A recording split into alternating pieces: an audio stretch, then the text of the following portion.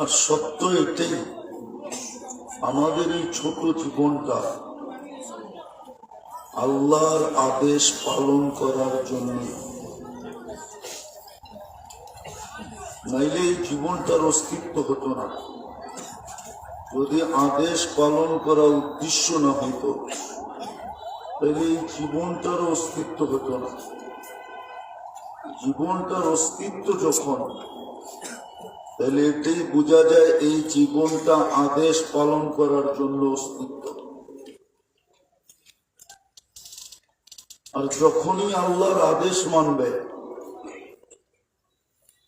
যখনই আল্লাহর আদেশ প্রথমটা বুঝে আসছে কিনা জানি না, আমাদের এই অস্তিত্বটা কিন্তু আদেশ পালন করার জন্য। আল্লাহর কি আদেশ কি নিষেধ এটা পালনের জন্যই আমাদের অস্তিত্ব। গুণগানের জন্য তো কম ছিল না, ফেরেশতাদের উক্তি এটাই ছিল, অভিমত এটাই ছিল, নাহনু নুসাব্বিহু ওয়া নুকাদ্দিসু লাক। আপনার গুণগানে আমরা 24 ঘন্টা রক্ষ। গুণগান গাওয়ার জন্য সৃষ্টির অভাব ছিল না, না আছে না থাকবে। কোরআন এটাই বলে, মা মিন শাইইন ইল্লা ইউসাব্বিহু বিহামদি রাব্বিহি। বস্তুর অস্তিত্ব হইতে দেরি, বস্তুর রূপ নিতে দেরি, আল্লাহর তসবিহ পড়তে দেরি করেন না। কিন্তু আমাদের অস্তিত্ব হলো আল্লাহর আদেশ পালন করার জন্য। আর বিশেষ করে বিশেষভাবে যাদেরকে আল্লাহ মুসলমানের ঘরে অস্তিত্ব দিচ্ছেন, নিজের পছন্দের মাধ্যমে, আমি আমার পছন্দ না, আমি কিন্তু আল্লাহর পছন্দ, ভালো মতে বোঝেন,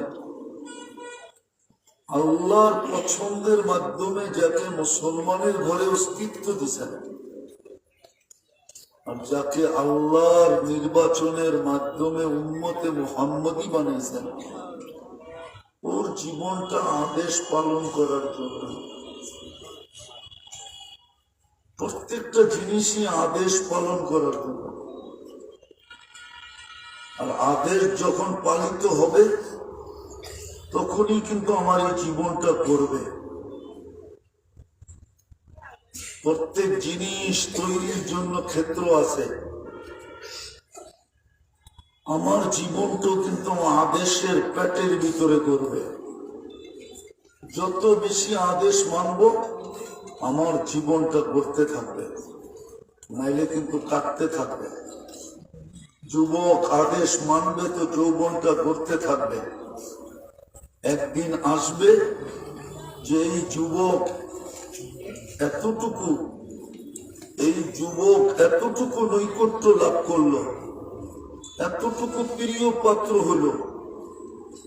হাদিস দিয়া বুঝাইলে হয়তো বুঝে আসতে পারে যে ওই যুবককে আল্লাহ দেখবে আর বলবে লাওলা শাবাবা খুশা। তোমার মতো যুবক যদি জমিনে না থাকতো, লাজালতুস সামা হাদিদা, আমি আকাশকে লোহার বানায়া দিতাম, ওয়াল আরদা সাফসাফা, জমিনকে তামা, ওয়াল আরদা রমাদা, মাটিগুলাকে বালু, ওমা আনজালতু মিনাস সামাই কাতরা, আকাশ থেকে একটা বৃষ্টির ফোঁটা না, ওমা আম্বাতু মিনাল আরদি হাব্বা, জমিন থেকে একটা শস্যের দানা না, বাল আনজালতু আলাইহিমুল আযাবা সাব্বা, একের পর এক আযাব দিয়ে ধ্বংস করে দিতাম। কিন্তু যুবক তোমার কারণে পারে না। যুবক যখন হুকুম মানবে তো যৌবনটা এরকম করবে যে আল্লাহর কাছে আকর্ষণের পাত্র হবে। আজকে তো যুবক দুনিয়ায় আকর্ষণের পাত্র, কিন্তু আল্লাহর কাছে তো আকর্ষণের পাত্র না। আল্লাহর কাছে আকর্ষণের পাত্র হবে যখন যৌবন অবস্থায় আল্লাহর হুকুমকে মানবে।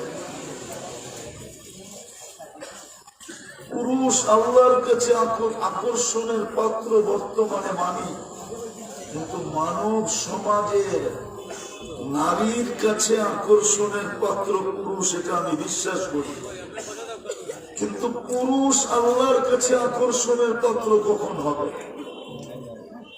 যখন আল্লাহর হুকুম মানবে তো পুরুষ আকর্ষণের পাত্র হবে আল্লাহর কাছে। তখন আবার আরেক হাদিস সত্য হবে, লাউলা মাশাইখা রুক্কা। নারী আল্লাহর কাছে আকর্ষণের পাত্র কখন হবে? যখন আল্লাহর হুকুম মানবে। আল্লাহর হুকুম গুলা যখন মানবে তো নারী আল্লাহর কাছে আকর্ষণের পাত্র হবে। নারীত্বের ভিতরে থেকে যখন আল্লাহর হুকুম মানবে। তো যেটা বুঝাইতেছিলাম, দেখি বুঝে আসে কিনা। হুকুম মানাই আমাদের অস্তিত্বের মেইন উদ্দেশ্য। মুসলমানের ঘরে আসা আর উম্মতে মুহাম্মদী হওয়া, এটা মেইন উদ্দেশ্যটাই ছিল হুকুম মানা। কিন্তু আফসোস তো এখানে, নির্বাচিত তো করলেন, পছন্দ তো করলেন, আজকে তো আমাদের কাছে পছন্দেরও মূল্যায়ন নাই যে আমাকে কে পছন্দ করে মুসলমানের ঘরে পাঠাই। যদি মূল্যায়ন থাকতো যে আল্লাহ আমাকে পছন্দ করে মুসলমানের ঘরে পাঠাইছে, তাইলে মুসলিম সমাজের এই চিত্র হতো না। মুসলমানের চেহারা এরকম হতো না। মুসলমান তো মুসলমান, মুসলমানের চেহারা তো এরকম হতো না, চিত্র এরকম হতো না। আকর্ষিত বাড়ি তো ওইটাকেই বলে যেটা দেখলে চোখ লেগে যায়। মুসলমান দেখলে তো চোখ লেগে যেত। চোখ লাগা বোঝেন, মানুষ তাকাই থাকতো। বরং হাদিস কিতাব ঘাটলে পাওয়া যায় এরকমও মুসলমান দুনিয়াতে ছিলেন যাদেরকে দেখা মুখ দিয়া চিৎকার আসছে, লাইসা হাদা ওয়াজহু কাযযাবিন, লাইসা হাদা ওয়াজহু কাযযাবিন। এটা মিথ্যাবাদীর চেহারা হতে পারে না। মুসলমানের রং তো এরকম ছিল, কালার তো এরকম ছিল। আজকে তো মুসলমানের ঘরে জন্ম দিলেন বটে, ওই যে বললাম না, আকর্ষণের পাত্র হওয়ার জন্য মুসলমানের ঘরে জন্ম দিলেন। কিন্তু আফসোস তো এখানে সমাজের কোন স্তরের মানুষের ভিতরে ইসলামের ছাপ নাই। ইসলাম আমাদের ভিতরে নাই। ওই হাদিস তো সত্য হতে চললো, হয়ে গেছে, হতে চললো কি আবার, বাদা দিন গরিবা। নিজের বাড়িতেই নিজে অপরিচিত। আজকে মুসলমানের কাছে ইসলাম অপরিচিত। যদি অপরিচিত না হইতো তাহলে আজকে সিলেটের অবস্থা, শহরের অবস্থা এরকম কেন হতো? সারা দিন তো সিলেট শহর কাটছে খেলার ভিতরে। জিজ্ঞাসা করেন, যুবকদেরকে জিজ্ঞাসা করেন,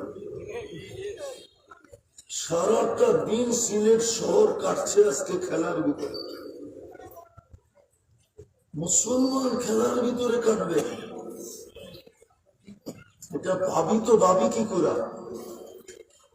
মুসলমানের দিন কাটবে খেলার ভিতরে। 10 মিনিটের রাস্তা না 2 ঘন্টা, 10 কিলোমিটার রাস্তা আসতে যদি 2 ঘন্টা লাগে তো গাড়ির গতি ছিল কত? আজকে তো সিলেট শহরে জুমায় নামাজও কম হয়েছে। জিজ্ঞাসা করেন, রাগ হবেন না, ভাবেন মুসলমানের চিত্র এটা, যে খেলায় দিন কাটায় দেবে। অথচ যার এক সুবহানাল্লাহ বলতে কতক্ষণ লাগে বলেন তো? সুবহানাল্লাহ কতক্ষণ লাগলো? কয় সেকেন্ড? চলেন 5 সেকেন্ড মেনে নিলাম, দুইজন হুজুর দুই দিকে আছে, এই 5 সেকেন্ডের মূল্য আর এই সোজে ঠোঁটের উচ্চারণের মূল্য সৌরজগতের অর্ধেক জায়গা নেকি দ্বারা পূর্ণ। সৌরজগৎ চিনেন? বুখারীর রিওয়ায়াত, সুবহানাল্লাহ ওয়ালহামদুলিল্লাহ তামলাউ মা বাইনাস সামাই ওয়াল আরদ। আকাশ জমিনের মধ্যখানে যত জায়গা আছে এই দুই শব্দ নেকি দিয়া ভরা যায়। জান্নাতের গাছের কথা বাদই দিলাম। আর ওই মাসে, যেই মাসটা রজব, এই মাসটা কি চলতেছে? কি চলতেছে? দোয়া কি শিখাইছিল? বারিক লানা ওয়া বাল্লিগনা রমাদান। ওই মাসে, যেটা মেরাজের মাস, মেরাজ রজবে হলো কেন? কি বুঝাইতে চাইল আল্লাহ রজবকে? এই মাসটা কি বুঝাইতে চাইল? বুঝা গেল বন্ধু আমার পাশে আসছে, নৈকট্যের মাস, নৈকট্য, বন্ধু আমার পাশে বসছে, উম্মতে মুহাম্মাদি, তুইও যদি আমার পাশে বসতে চাস তাহলে এই মাসেই তোকে দিলাম। নৈকট্যের মাস ছিল। তো যেটা বুঝাইতেছিলাম, ইসলাম তো দিছিলেন এই জন্য যে আমি যেন আকর্ষণের পাত্র হই, হুকুম মানি, আর আল্লাহর কাছে আকর্ষণের পাত্র হয়। যুবক যৌবনে থেকা, নারী নারীত্বে থেকা, পুরুষ পুরুষত্বে থেকা, টাকাওয়ালা টাকার ভিতরে, পদালা পদের ভিতরে, প্রত্যেক ব্যক্তি আল্লাহর কাছে আকর্ষণের পাত্র হয়। এই জন্য তো দিছিলেন ইসলাম। কিন্তু আজকে ইসলামের চিত্র দেখেন, আমাদের ভিতরে ইসলামের চিত্রটা কোথায়? ইসলামের রংটা কোথায়? ইসলামের কালারটা কোথায়? ইসলামের ডিজাইনটা কোথায়? যুবকের ভিতরে না নারীর ভিতরে? পুরুষের ভিতরে না? যুবকের ভিতরে না বৃদ্ধের ভিতরে? নারীর ভিতরে না পুরুষের ভিতরে? গরিবের ভিতরে না ধনীর ভিতরে? শিক্ষিতের ভিতরে না অশিক্ষিতের ভিতরে? পদস্থের ভিতরে না অধীনস্থের ভিতরে? কার ভিতরে বলেন চিত্র? যদি থাকতো তাহলে শাহজালালের উত্তর শরীরা শুক্রবার দিন সারাটা দিন যুবকরা খেলায় কাটাইতো। কেউ তো স্টেডিয়ামে যে জায়গা নিয়ে খেলা দেখছে, আর কেউ তো সারাক্ষণ টেলিভিশনের সামনে বসে দেখছে। এখন তো এত যুবক দেখতেছেন, খেলা নাই এই জন্য দেখতেছেন আপনি। কিন্তু খেলা যদি এখনো চলতো তাহলে আপনি দেখতেন না? দেখতেন, এরা তো টেলিভিশনের সামনে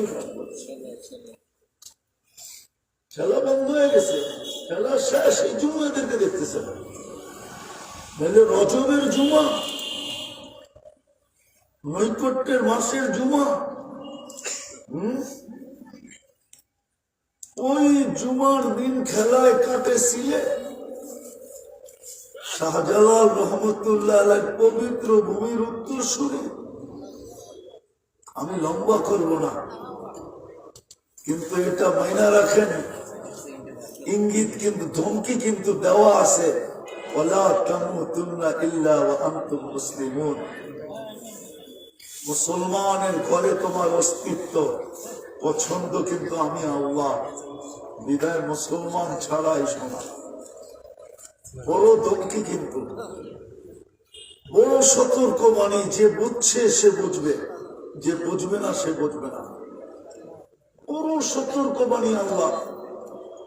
আমার পছন্দে তুমি মুসলমানের ঘরে, আমার পছন্দে। আল্লাহ নিচে বুঝাইতে চাইতেছে যে আমার পছন্দে তুমি মুসলমানের ঘরে। খবরদার যদি ইসলাম ছাড়া আসলাম, খবরদার, খবরদার, ইসলাম ছাড়া যদি আসলাম, আর যাকে দেন নাই ওটা ভিন্ন কথা, কিন্তু তোমাকে দিছি, রত্ন তোমার হাতে উঠে দিছি। আফসোস তো এখানে ইসলামের ছাপ নাই। মৌত তো অবধারিত, এটাই সত্য, এটার থেকে বাঁচার কোনো সুযোগ নাই। যদি থাকতো তাহলে একজনের জন্যই ওটা ওটা একজনের জন্যই হতো। এই জন্যই তো কবি লেখেন, লাউ কানাতি দুনিয়া মুখাল্লাদা মা মাতা মুহাম্মাদা। দুনিয়া চিরদিন কারোর জন্য যদি হতো তাহলে এক ব্যক্তিত্ব ছিল মুহাম্মদুর রাসূলুল্লাহ সাল্লাল্লাহু আলাইহি ওয়াসাল্লাম। উনি চিরদিন থাকতেন। উনি যখন থাকে না তো কারো থাকার সুযোগ নেই, চলে যেতে হবে। মৌত অবধারিত, চেহারাটা কিন্তু আল্লাহকে দেখাইতে হবে। বাবু যুবক কিভাবে দেখাবে? এটাও তো সত্য, কার মৌত কখন আসবে কেউ জানে না। আজকে রাত্রে গোলাপগঞ্জে কয়জন মরবে এটা উনিই জানে, আর কেউ জানে না। গোলাপগঞ্জের কোন শিক্ষিত ব্যক্তি জানে না, গোলাপগঞ্জের ডাক্তাররাও বলে দিতে পারবে না চেক করা যে এই লোকটা আজকে রাত্রে মারা যাবে। কে কখন মরবো এটাও জানে না। দ্বিতীয়টা বুঝাইতেছি, দ্বিতীয়টা আকর্ষণের পাত্র হওয়ার জন্যই হুকুম যেন সহজে পুরা করতে পারি। আমি তো বলি 80 বৎসরের জীবনের শূন্যতা যদি পুরা করতে চায়, রিকভারি করতে চায়, পরিপূর্ণ করতে চায়, তাহলে এক রাত্রই যথেষ্ট। এক রাত্র, যেটাকে লাইলাতুল কদর বলে, এক রাত্র 83 বছর 4 মাস। উম্মতে মুহাম্মদী হওয়ার কারণে এই সৌভাগ্য। ওই উম্মত বানাই নাই। আমি একটা কথা আপনাদের কাছে বেশি জোর দিয়ে বুঝাইতে চাব, আর না বহুত হয়ে গেছে। নবীর আদর্শের থেকে আমরা দূরে, বহুত দূরে চলে গেছি। আল্লাহ আর যেন না হয় সমূলে ধ্বংস করবেন না বটে, বটে সমূলে ধ্বংস করবেন না বটে, কিন্তু শাস্তি দিবেন এতে কোনো সন্দেহ নাই। উম্মতে মুহাম্মদী নির্বাচিত আমরা আকর্ষণের পাত্র হওয়ার জন্য। ভাগ্য এতটুকু খুলে দিছিলেন যেটা আমি দেখাইলাম, যে 80 বৎসরের রিকভারি যদি করতে চায় বিরুদ্ধ, 80 বৎসরের শূন্যতাকে যদি পূর্ণ করতে চায় মুসলমান বিরুদ্ধ, যে 80 বৎসর আমি কিছু করি না, ওর জন্য এক রাত্র যথেষ্ট, ওর জন্য 1 মিনিট যথেষ্ট। 1 মিনিট নবীজির চোখের পানির কারণে আল্লাহ দিয়েছিলেন। কানতে কানতে কান্নার ভিতরেই যুবক জিবরিল আসছে, বলছে আল্লাহ জেনে নিছে আপনি কাঁদেন কেন? সুসংবাদ দিয়া পাঠাইছে। বলছে সেটা কি? আমি সুসংবাদ শোনাও। বলছে আপনার উম্মতের তওবা কণ্ঠনালীতে রূহ আসার পূর্ব মুহূর্ত কবুল করবেন। হাসির কান্নার ভিতরে হাসা দিছেন, আর চিৎকার দিয়া বলছেন ইদানিয়া জিবরিল, ইদানিয়া জিবরিল। জিবরিল তাইলে আমার উম্মত বেঁচে যাবে। 1 মিনিট সময় যথেষ্ট। এই জন্যই তো আমি শেষ জায়গায় চলে আসছি। এই জন্যই তো কথা লম্বা হলে অনেক কিছু হবে এরকম না। অল্প কথাও যদি দিলে গাঁথতে পারি, এই ভিতরে যদি বসাইতে পারি, তাহলে যথেষ্ট হবে। নাহলে আমি সারা রাত্র আপনাদেরকে বুঝাবো, কোনো কাজে দেবে না।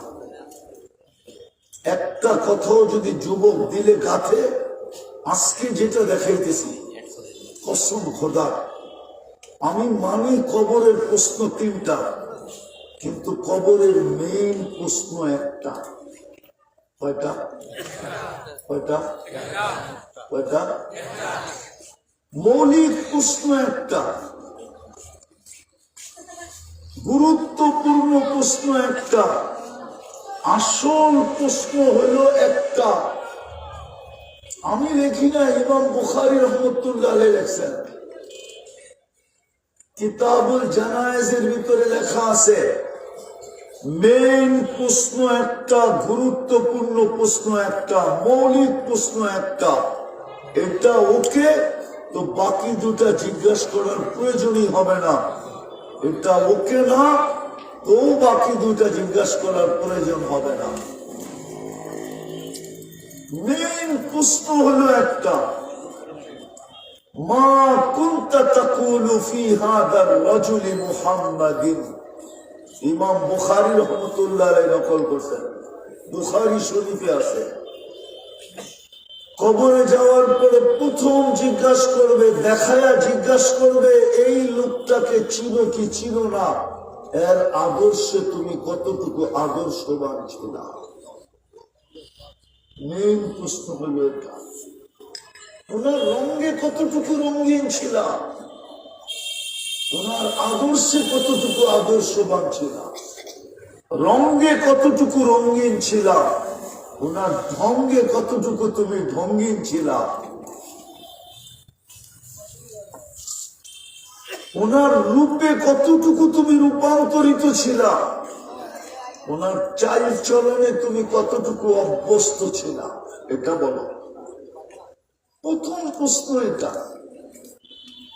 মেইন প্রশ্ন এটা, আসল প্রশ্ন এটা, মৌলিক প্রশ্ন কবরের এটা।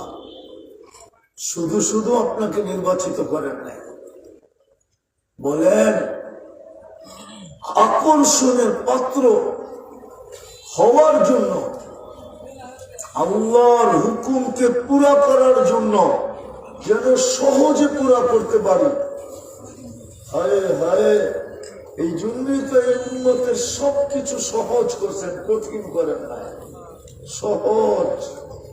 আবার বলেও দিচ্ছেন, কোন উম্মতকে বলছেন কি বলেন না আমি জানি না, কিন্তু এই উম্মতকে তো লাউড স্পিকার দিয়ে বলে দিচ্ছেন, লা ইউকাল্লিফুল্লাহু নাফসান ইল্লা উসআহা। উম্মতে মুহাম্মাদী, তোমাদের রেঞ্জের বাহিরে, তোমাদের সাধ্যের বাহিরে, তোমাদের শক্তির বাহিরে, তোমাদের অ্যাবিলিটির বাহিরে, তোমাদের ক্ষমতার বাহিরে আমি তোমাদেরকে কোনো হুকুম নেই, কেননা তোমরা আমার বন্ধুর উম্মত। ওয়ালাকাদ ইয়াসসারনাল কুরআন, মানে কোরআন সহজ। ওয়ালাকাদ ইয়াসসারনাল কুরআন লিযিকরি ফাহাল মিন মুদ্দাকির, সহজ করছি, সহজ। কিন্তু আফসোস, নবীর আদর্শ কতটুকু, বলেন ওই রঙে আমরা রঙিন কতটুকু। উম্মতে মুহাম্মাদী আবার শেভ করে কি করা, বলেন উম্মতে মুহাম্মাদী নিজেকে দাবি করে ও শেভ করে কি করা, জিজ্ঞাসা করেন। নবী যদি করতো তাইলে করতাম, উনি তো করেন না, তো আমি শেভ করি তো করি কি করা। কেননা দাড়ি তো দিছিলেনই এই উম্মতকে জান্নাতে যাওয়ার জন্য। কি জন্য দিছিলেন? জান্নাতে যাওয়ার জন্য দিছিলেন। এই উম্মতকে তো দাড়ি দিছিলেনই জান্নাতে যাওয়ার জন্য, নাইলে আল্লাহ কেন চিৎকার দিয়ে বলতেন, ইন্নাল্লাহা লা ইয়াস্তাহি যী শাইবাতিন শাইয়াবা ফিল ইসলাম। যে মুসলমান ইসলাম অবস্থায় একটা দাড়িও পাকাইল, আল্লাহ বলে ওকে দেখলে আমি লজ্জা পায়া যে শাস্তি দেই। নাইলে মুহাদ্দিসে জামান দাড়ি দেখায় জান্নাতে গেল কি করে? এটা তো সমগ্র হুজুররা জানে। জামানার মুহাদ্দিস মারা গেছে, জিজ্ঞাসা করছে কি ব্যবহার হলো, হাসতেছে আর বলতেছে দাড়ি দেখায়া চলে গেছি জান্নাতে। দাড়ি দেখায়া মানি আল্লাহর সামনে যখন দাঁড়াইছি তো আল্লাহ জিজ্ঞেস করছে বুইরা ও সাদা পাকা দাড়িওয়ালা কিনে আসছিস? হাদিস মনে উঠছে, মুখ দিয়েও বাহির হয়ে গেছে, কিচ্ছু আনি নাই, শুধু দাড়িটা নিয়ে গেছি। দাড়িটা আল্লাহ চেতা বলতেছে শুধু দাড়ি? তো মুহাদ্দিস অতি উত্তরে বলতেছে রাগ হইতেছেন কেন? আপনি কি জিবরিলকে বলেন না? আপনি কি জিবরিল আলাইহিস সালামকে বলেন না? আপনি জিবরিল কি আমাদের নবীজিকে বলে নাই? নবীজি কি সাহাবাদেরকে বলেন না? ওনারা কি আমাদেরকে বলেন না? আপনি নাকি সাদা দাড়ি দেখলে লজ্জা পান, শাস্তি দেন না, এখন তো উল্টা দেখতেছি। রাগ হয়ে গেলেন। আল্লাহ হাসি দিয়া বলতেছে সবাই সত্য বলছে, আমিও সত্য বলছি, মাফ করে দেন। দাড়ি শাসে কি করে? রাগ হয়ে গেলেন। দাড়ি শাসে কি করে? দাড়ি শাসার কথা না। আজকে নবীর আদর্শ আমাদের ভিতরে কোথায়?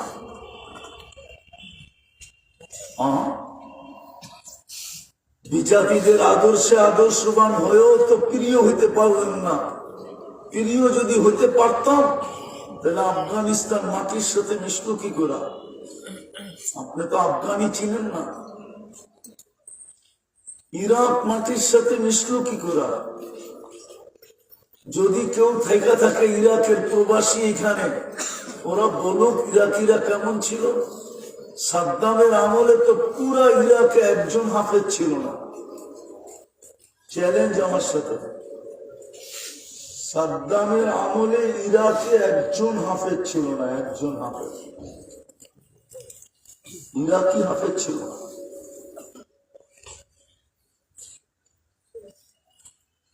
মাটির সাথে মিশত কি করে? রঙিন তো ছিল ওদের মতনই। আপনি সাদ্দামরে কয়দিন দেখছেন আরবি পোশাকে, আর কয়দিন দেখছেন ইউরোপিয়ান পোশাকে? বলেন, ছবি এখন নেটের থেকে নিয়ে আসে। আমরা তো সব ওদের রঙে রঙিন হলাম। রাগ হয়ে যাবেন। আমি প্রত্যেকবারই বলি, আজকে ফ্লাইটে আসতে সময় বললাম, দেখলাম ওদের রঙেই তো রঙিন হয়ে আসতেছে নারী ও পুরুষও। নারীও তো ওই ইংল্যান্ডের পোশাকই, যদিও আসতেছে শাহজালাল রহমতুল্লাহ আলাইহির পবিত্র ভূমিতে। তারপরে তো আপন হইতে পারলাম না। যুবক, তোমার চুলের স্টাইল তো তোমাকে ওদের কাছে আপন বানাইল না। তোমার 31st নাইট তো ওদের কাছে তোমাকে আপন বানাইল না। তোমার 14 তারিখ তো ওদের কাছে তোমাকে আপন বানাইল না। নাইলে তুমি দালালের পিছ ঘুরো কেন বিদেশ যাওয়ার জন্য? বলো আমাকে, ইউরোপ যাওয়ার জন্য দালালের পিছে ঘুরো কেন? তুমি তো ওদের স্টাইলেই চলো, খাওয়া ওদের স্টাইলে, চলা ওদের স্টাইলে, শোয়া ওদের স্টাইলে, 24 ঘন্টা ওদের স্টাইলে কাটে আমাদের। তারপরও লম্বা লাইন, কোটি কোটি টাকা প্রতিদিন শুধু ভিসা ফি হিসাবে নিয়ে যাইতেছে। 100টা পাসপোর্টের ভিতরে 5টাকে ভিসা দিতেছে, 95টাই রিজেক্ট করতেছে। সেই জায়গায় এত কম যায় না ইন্টারভিউ দিতে। আমরা তো দেখি, আমি তো 103টা এমবেসি দেখছি, 103টা এই পর্যন্ত। আমার কাছে 103টা দেশের ভিসা আছে, 103টা দেশ দেখা হয়েছে আমার। আমি তো এমবেসিতে দেখি সেই জায়গায় যে কিরকম যায়। তুমি প্রিয় হইতে পারলা না কেন? সত্য এটাই, যতই রঙে রঙ না কেন, মুহাম্মদুর রাসূলুল্লাহ আদর্শকে ছেড়া যতই রঙে রঙি না কেন, আমরা ওদের কাছে আপন হব না। না না না, আল্লাহ হইতে দিবে না। তুমি, ওরা আপন বানাবে না তো অন্য কথা, কিন্তু তুমি ওদের স্টাইলেই চলো, খাওয়া ওদের স্টাইলে, শোয়া ওদের স্টাইলে, 24 ঘন্টা ওদের স্টাইলে কাটে আমাদের। তারপরও লম্বা লাইন, কোটি কোটি টাকা প্রতিদিন শুধু ভিসা ফি হিসাবে নিয়ে যাইতেছে। 100টা পাসপোর্টের ভিতরে 5টাকে ভিসা দিতেছে, 95টাই রিজেক্ট করতেছে। সেই জায়গায় যে কিরকম যায়। তুমি আল্লাহ তোমাকে আপন হতে দিবে না, না, না, না, না। তুমি লিবিয়া দেখো না, তুমি কি বুঝবা লিবিয়া, যেটা মাটির সাথে মিশে গেছে। ফিলিস্তিন আমি 14 বছর আগে চোখে দেখছি, 14 বছর। যদিও বললে মিডিয়ায় কথা চলে যাবে, তারপরও বলতে বাধ্য হইতেছি। 60-70 বছর আগে দারুল উলুম দেওবন্দের ফরজান মুফতি কিফায়াতুল্লাহ রহমতুল্লাহ আলাইহি এই ফিলিস্তিনিদের পায়ে ধরছে, পায়ে ফতোয়া নিয়ে যায়, পায়ে ধরছে। ইহুদিদের কাছে জমিন বিক্রি করা হারাম। বলো হুজুর জানে কিনা জানি না, পায়ে ধরছে ফিলিস্তিনিদের, বেচো না। ওরা ওই ফতুয়া ডাস্টবিনে ফেলাইছে,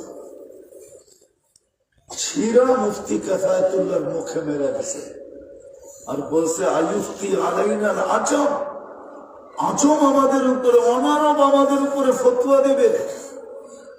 14 বছর আগে তো দেখা আসলাম ওলামারা মাথা মারে দেওয়ালে, দেওয়ালে এখন মাথা মারতেছে আর বলতেছে ইয়া লাইতানা আতানা ফতওয়াতা কিফায়াতুল্লাহ, হায় ফতওয়া কিফায়াতুল্লাহ যদি মেনে নিতাম। 1% বেচছে 1000% দামে, 1000% টাকা পাইছে 1% দিয়ে। এইভাবেই তো দখল করছে। আজকের অবস্থা আমাদের চোখের সামনে। আমরা যতই রঙ্গি না কেন, এই জন্য ভালো মতে গাইথা নেই, কবরের প্রথম প্রশ্ন কিন্তু মুহাম্মাদুর মা কুনতা তাকুলু ফি হাদার রাজুল। প্রথম প্রশ্ন কবরের এটা। আসেন ফিরি, নাইলে কিন্তু সাইজ করার সিস্টেম বইলা দিছে। নবীজি বলে গেছে তোমাদেরকে আল্লাহ 2 ভাবে শোধিত করবে। শোধিত বোঝেন? আরে শোধন বোঝেন? শোধন কি? পিওর করা, রিফাইন করা। তোমাদেরকে 2 ভাবে রিফাইন করবে, 2 ভাবে। একটা তো চলতেছে, কচু কাটা চলতেছে, আফগানিস্তানে কচু কাটা চলছে, ইরাকে কচু কাটা চলছে, লিবিয়ায় কচু কাটা চলছে, ফিলিস্তিনে এখন কচু কাটা চলতেছে, সিরিয়ায় কচু কাটা হয়েছে, লেবাননে কচু কাটা চলতেছে, সারা দুনিয়ায় চলতেছে। আল কতলু আল জালাজিল আরেকটা বাকি আছে, ওটাও হবে। চতুর্দিকে সিগন্যাল দিতেছে, চতুর্দিকে। গত পরশুদিন সকালেও তিব্বত সিলেট থেকে বেশি দূরে না, চিকেন নেক বেশি দূরে না সিলেট থেকে। চিনেন চিকেন নেক? চিনেন না? সিলেটে থাকেন তাও চিনেন না? বেশি দূরে না, কাছে। গত পরশুদিন সকালে 7.1 ভূমিকম্প আসছে। বেশি দূরে না তিব্বত এখান থেকে। শোধনের ব্যবস্থা করে রাখছে, বলছে আমার উম্মতকে আল্লাহ পিওর করবে, রিফাইন করবে ভূমিকম্প দিয়া। ভূমিকম্প সত্য এটাই। বড় ব্যথা লাগে, বড় ব্যথা লাগে, বড় ব্যথা। লিবিয়ার এক একটা বাড়ি যখন দেখছি আর এখন যা চিত্র দেখতেছি, বড় ব্যথা লাগে। সিলেটের বাড়ি আর লন্ডনী বাড়ি কিচ্ছু না। লিবিয়ার ওই বাড়ির সামনে যে সময় গাদ্দাফির শাসন চলতেছিল, যা দেখেন এখন সব মাটির সাথে মেশানো। দেখেন নেটে সার্চ দিয়া। আমি তো দেখা বলতেছি, আমি তো ওই যুগে দেখছি যে যুগে গাদ্দাফি ছিল। মাটির সাথে আল্লাহ মিশিয়ে দিছে। ওর আমলে দাড়িতে পাবন্দি ছিল, কেউ দাড়ি রাখতে পারবে না। বেশি সে মসজিদে আনাগোনায় পাবন্দি ছিল, বেশি মসজিদে আনাগোনা করতে পারবে না। বেশি মসজিদে আনাগোনা করতে পারবে না। তাবলীগ 100% নিষিদ্ধ ছিল, জানতে পারলে পর্যন্ত শাস্তি হইতো। বিশ্বাস হয় না? তাহলে আমার কাছ থেকে অ্যাড্রেস নিয়ে নিয়েন। লিবি, ও আপনাকে শোনাবে পুরা কাহিনী, যে ভাইগা চলে আসছে দেশ ছেড়া, গাদ্দাফির সময় যেতে পারে নাই, আর এখন যাবে তো যাবে কই? এখন তো সব ভাঙ্গা, ঘর আছে তো ছাদ নাই, কামরা আছে তো দেওয়াল নাই, মাটি আছে তো ঘর নাই, কোথায় যাবে এখন? আমাদেরও এই দুর্দশা হয়। আসেন, যদি আমার কথা বুঝা থাকেন, আমরা ফিরি। যুবক, পায়ে হাত দিয়ে বলি ফিরো, নাহলে বড় মূল্য চুকাইতে হবে তোমাকে, বড় মূল্য দিতে হবে, বড় জরিমানা দিতে হবে। ওই দিন সওয়া যাবে না। সত্য এটাই, কেননা এটা আল্লাহ সাজানো। অন্য কেউ সাজাইতো, আমার বিশ্বাস আল্লাহ আঙ্গুল দিতেন না। এটা আল্লাহ নিজে সাজাইছেন।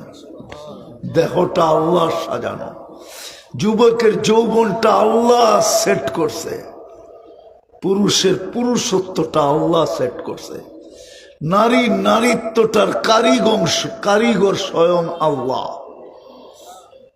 আমাদের কারিগর স্বয়ং আল্লাহ। আবার কারিগর তো কারিগর, বানানোর পরে নিজেই যেন ভাবতেছিলেন যে এত সুন্দর হইল কি কইরা। সৃষ্টির ভিতরে সবচেয়ে সুন্দর, সৃষ্টির ভিতরে সবচেয়ে সুন্দর গঠন, তারপরেই মনে হয় ভাবছেন যে এত সুন্দর যখন, তাইলে আর শ্রেষ্ঠত্বের মুকুট কার মাথায় দিব? তোর মাথায় দিয়া দিলাম। বড় মূল্য দিতে হবে কিন্তু। এই জন্য আসেন আজকে তওবা করি, তওবা ফিরি, নবীর আদর্শের দিকে ফিরি। কসম খোদা, আপনি মুহাম্মদুর রাসূলুল্লাহ মানবেন না, লা ইলাহা পড়তে পড়তেও যদি আপনার মৌত হয়, এই লা ইলাহা ইল্লাল্লাহ আল্লাহর কাছে গ্রহণ না, না, না, না। জিজ্ঞাসা করেন গ্রহণ কিনা? লা ইলাহা ওই পর্যন্ত গ্রহণ হবে না যত পর্যন্ত আপনি মুহাম্মদুর রাসূলুল্লাহকে মনে প্রাণে না মানবেন, রূপ রেখায় না মানবেন, রঙে ঢঙ্গে না মানবেন, চাল চলনে না মানবেন, উঠা বসায় না মানবেন, খাওয়া লওয়ায় না মানবেন, ততক্ষণ পর্যন্ত লা ইলাহা ইল্লাল্লাহ গ্রহণ না। এই জন্য চলেন আজকে তওবা করি, নাইলে কিন্তু রিফাইন করবে। এটাই সত্য, এটাই হাদিস বলে, ইল্লাম ইয়াতুবু ফাআনা তাবিবুহুম উবতালিহিম ফিল মাসাইব লিউতহিরাহুম মিনাল মাআইব। আমি হাদিসে কুদসি দিলাম, আল্লাহ নিচে বলতেছে আমি তোমাদেরকে পবিত্র করব। কেননা আমি বন্ধুকে লজ্জিত করব না, তোমাদেরকে পবিত্র করব। বন্ধুকে লজ্জিত করব না, কেননা বন্ধুর সাথে আমার ডিট লা ইউখজিকা ফি উম্মাতিক, আমি পাক করে ছাড়বো তোমাদেরকে। এই জন্যই চলতেছে অপারেশন, নাইলে মুসলমানের উপরে, উম্মতে মুহাম্মদের উপরে অপারেশন হওয়ার কথা না।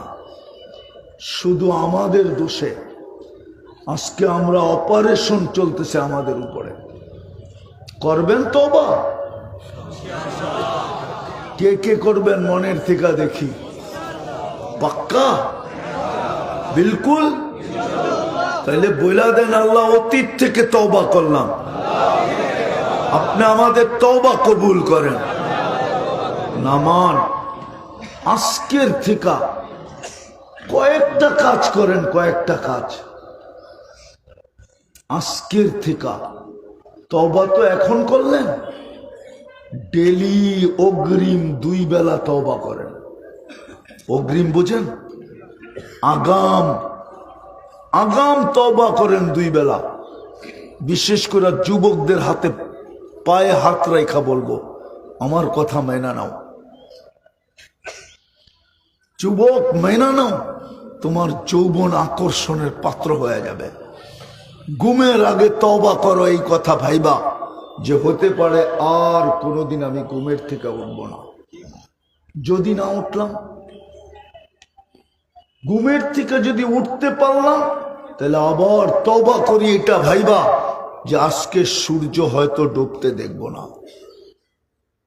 আছে আজকে সূর্য ডুবতে দেখে নাই এরকম 2-4 লাখ মানুষ দুনিয়ার থেকে চলে গেছে। 2 বেলা তওবায় অভ্যস্ত, পারবো? পাক্কা? হ্যাঁ? ভুল হবে? হ্যাঁ? মনে গাঁথলেন তো? খাওয়ায় ভুল হইতে পারে, এটাতে যেন ভুল না হয়। তৃতীয়, যুবকদেরকে বলবো ডেলি কোরআনটাকে নিয়ে একটা চুমা দাও। আপনাদেরকেও বলবো, পড়েন আর না পড়েন আমার কোনো আপত্তি নেই, পড়তে পারলে তো শোনায় সোহাগা যে ডেলি আমি একটা পৃষ্ঠা পড়ছি বা একটা আয়াত পড়ছি।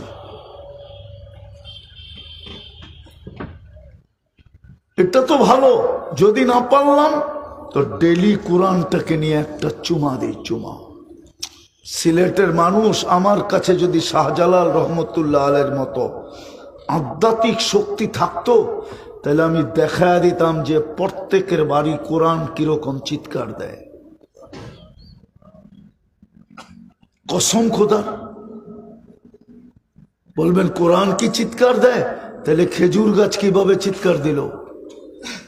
যেই খেজুর গাছে পিঠ লাগায় আল্লাহ রসুল জুমার দিন খুতবা পড়তেন, মেম্বারে পা দিতে দেরি, বুখারী শরীফের ভিতরে তো পুরো বাব নিয়ে আসলেন ইমাম বুখারী রহমতুল্লাহ আলাই। অনেক মাসলা এটা দ্বারা প্রমাণিত করলেন।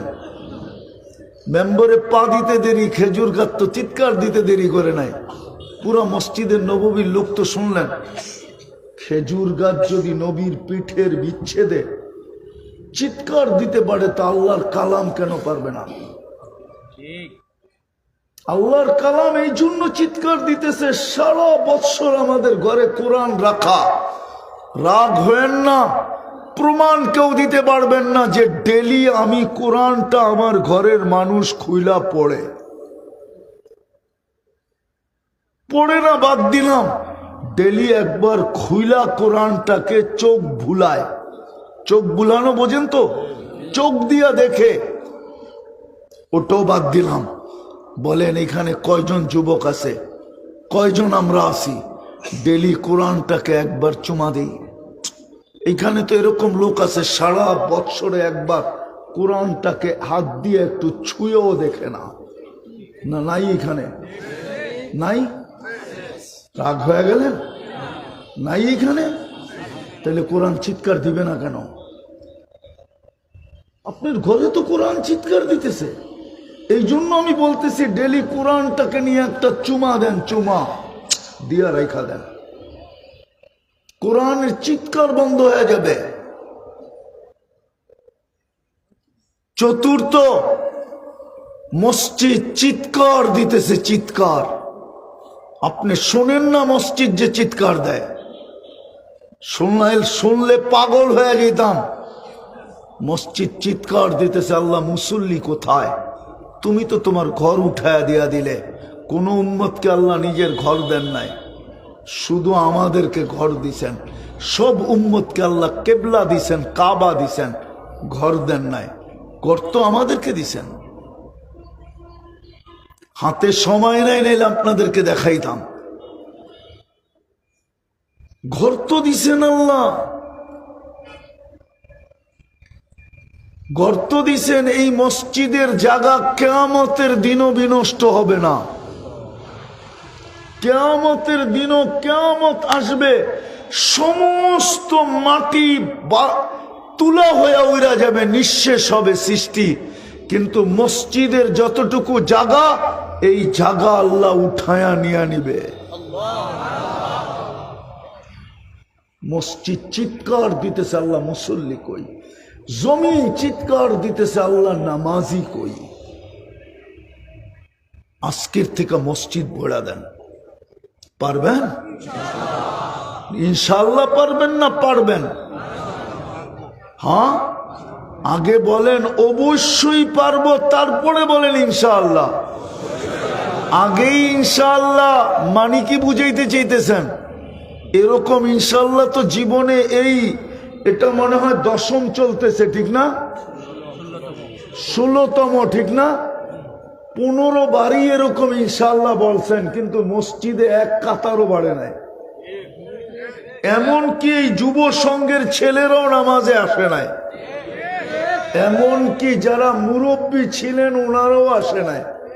তাইলে 15 বার তো ইনশাআল্লাহ বললেন, কাজ দিল কি? এখন আগে অঙ্গীকার করেন, পরে ইনশাআল্লাহ বলেন যে অবশ্যই মসজিদ বড়বো। বড়বেন অবশ্যই, অঙ্গীকার পাক্কা, তারপরে বলেন ইনশাআল্লাহ, তাইলে কাজে দিবে। আগেই ইনশাআল্লাহ বয়া বুঝাইতে চাইতেছেন, এই ইনশাআল্লাহ লেগা পিঠা খাইতে হবে, পিঠা।